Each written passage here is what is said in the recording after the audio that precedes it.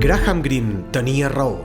El règim iugoslau, que manté sotmesos els croats, trontolla perillosament i no tardarem a veure'l transformat en 2 o 3 repúbliques completament independents o bé confederades. Dir que als anys 90 del segle passat Iugoslàvia s'esmicolava és història, però predir-ho 60 anys abans era futur.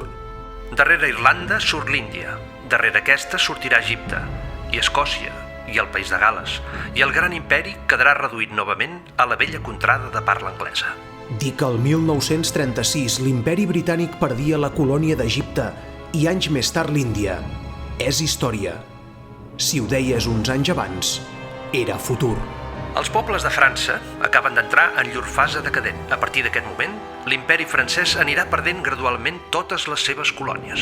Dir que als anys 50 l'imperi francès començava a perdre les colònies d'Indoxina, Tunísia i Marroc, i la d'Algèria una mica més endavant, és història. En canvi, vaticinar-ho als anys 40 també era futur. És possible que l'imperi alemany no intervingui en la lluita directament, però que aprofiti l'enfonsada de l'imperi soviètic per no sols unificar les dues Alemanyes, sinó per accentuar la seva hegemonia sobre la resta de l'Europa central i la zona mediterrània. Dir que el 1990 queia el mur de Berlín i un any més tard es reunificaven les dues Alemanyes i que desapareixia la Unió Soviètica és història. Atrevir-se a anunciar-ho 50 anys abans era futur i per a molts una gran bestiesa. I que ho digués un farmacèutic de Figueres encara més. Però és que Alexandre Deulofeu va estudiar el passat per desenvolupar la matemàtica de la història i predir el futur. I fins avui ho ha encertat tot.